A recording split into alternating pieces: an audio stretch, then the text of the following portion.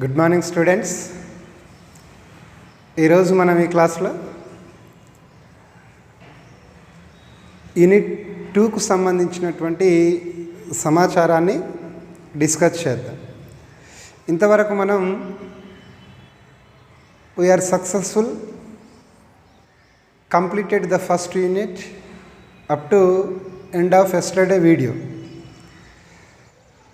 In this unit we shall discuss about the total information of Mughal dynasty and kingdom. First యూనిట్లో మొఘల్ సామ్రాజ్యానికి సంబంధించినటువంటి మొత్తం సమాచారాన్ని మనం డిస్కస్ చేసినాం.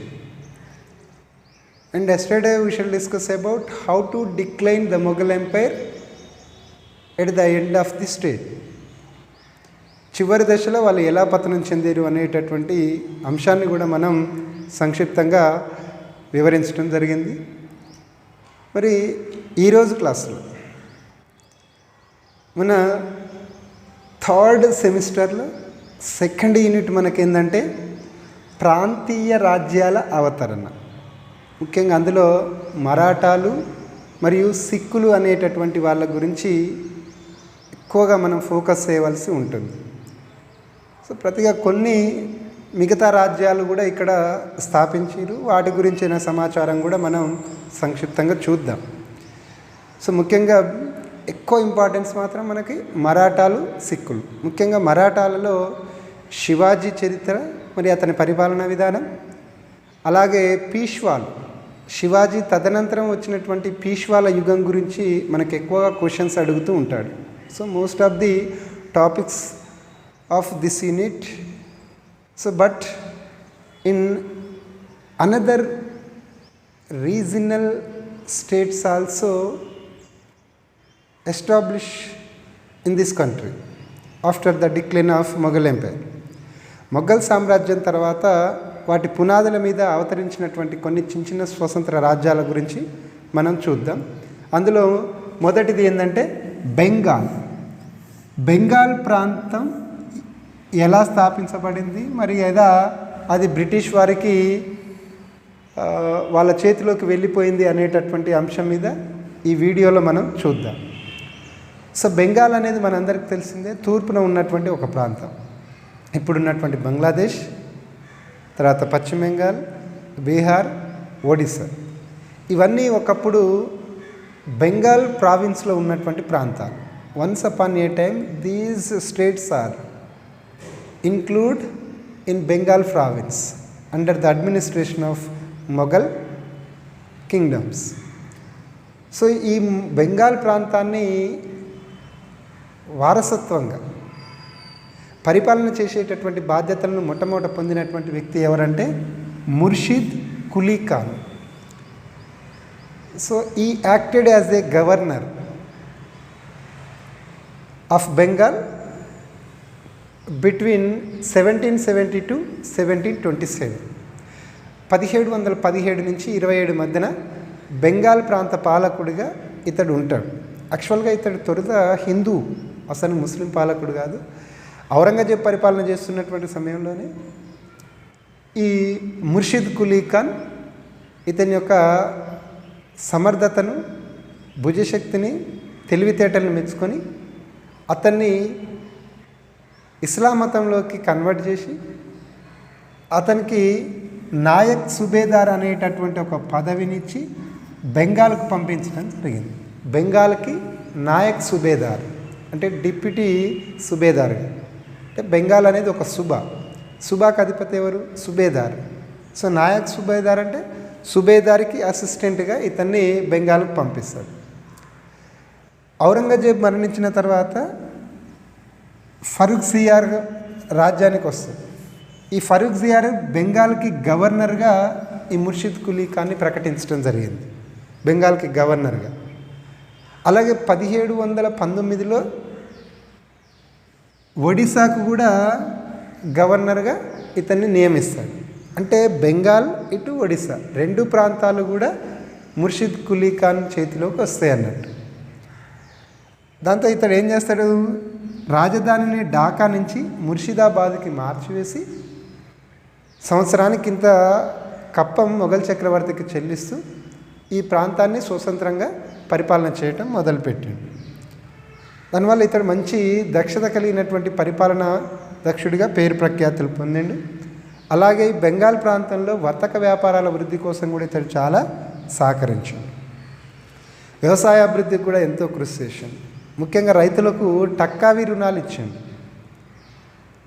రైతులకి టక్కావి రుణాలు మంజూరు కల్పించి వ్యవసాయ అభివృద్ధికి ఎంతో సహకారం చేయడం జరిగింది.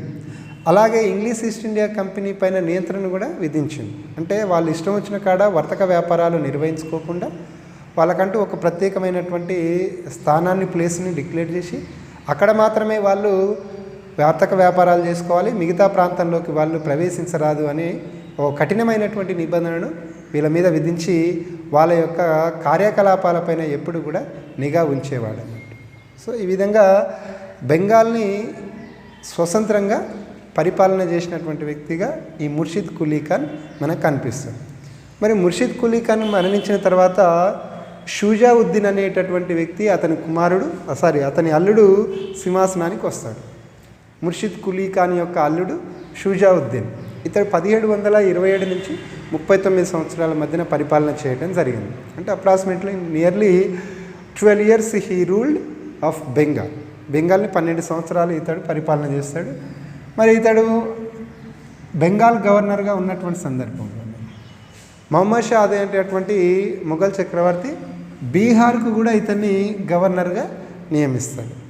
అంటే షుజావుద్దీన్ పరిపాలన చేస్తున్నటువంటి సందర్భంలో బెంగాల్, బీహార్, ఒడిస్సా ఈ 3 ప్రాంతాలకు కూడా గవర్నర్గా ఈ షుజావుద్దీన్కు లభించడం జరిగింది. ఇక అప్పటి నుంచి ఈ 3 ప్రాంతాలు బెంగాల్ పాలకులకే ఉండిపోయినాయి.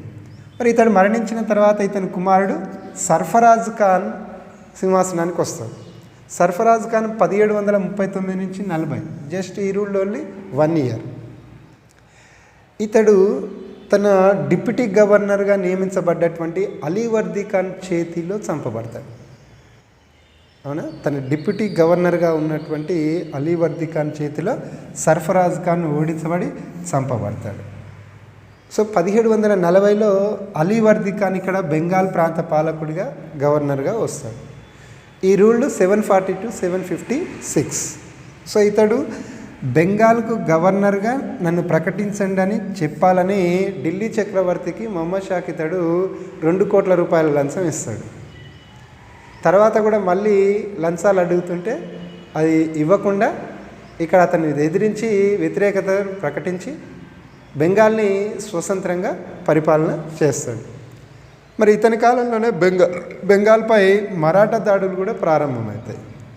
అంటే రఘోబా అతని వారసులు మొత్తం కూడా ఈ బెంగాల్ ప్రాంతం పైన దండయాత్ర, ముఖ్యంగా ఒడిశాలోని కొన్ని దక్షిణ ప్రాంతాలపైన దాడులు చేసి వాళ్ళు ఆక్రమించుకోవటం జరుగుతుంది.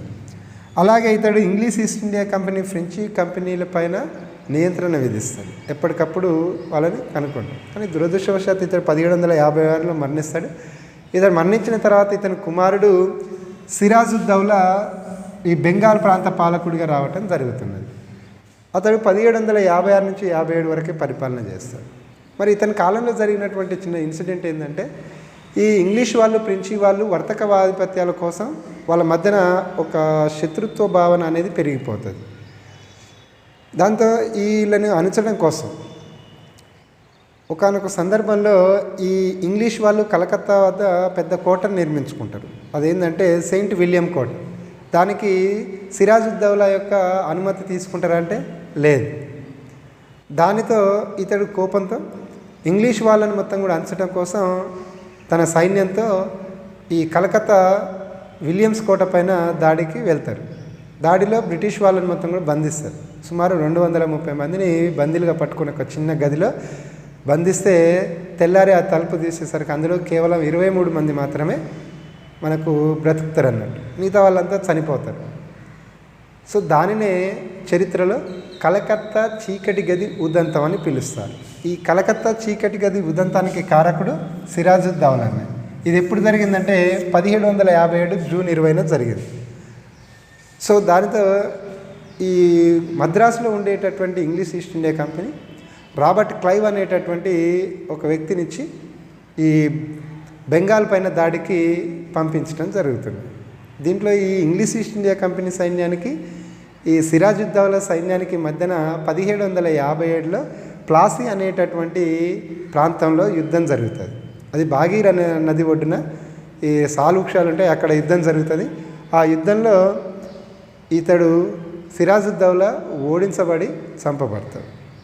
అందుగల కారణం ఏంటంటే సిరాజుద్దౌలా వైపు ఉన్నటువంటి వాళ్ళే ఇతనికి ద్రోహం చేయటం జరుగుతున్నది. అది ఎవరు అంటే ఓమిన్ చంద్ అని, తర్వాత మీర్ జాఫర్ అని, రాయ్ దుర్లభ్ అనేటటువంటి వాళ్ళు ఈ యుద్ధంలో వీళ్ళు బ్రిటిష్ వాళ్ళ నుంచి బహుమానాలు లంచాలు తీసుకొని ఈయనకు సహకరించకుండా, సిరాజుద్దౌలాకు సహకరించకుండా పక్కకు వెళ్ళిపోవటం జరుగుతున్నది. చివరికి వీళ్ళు చేసినటువంటి ద్రోహం వల్ల సిరాజుద్దౌలా యుద్ధంలో ఓడించబడి చంపబడతాడు. ఆయన తర్వాత ఈ మీర్ జాఫర్ని రాజుగా చేస్తారు బెంగాల్కు. దాని నుంచి పెద్ద ఎత్తున లంచాలు కోరుతారు.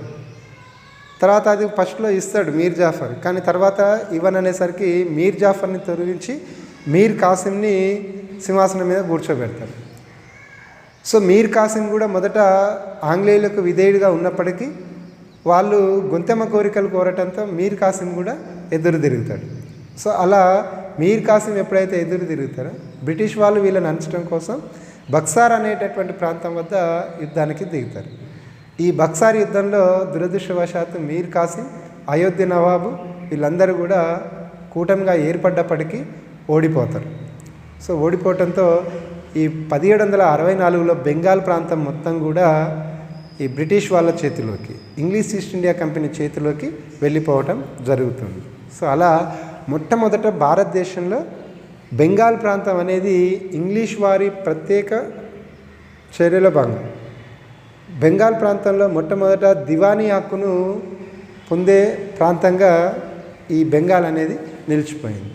తర్వాత మిగిలిన రేపటి క్లాసులో మనం చూద్దాం.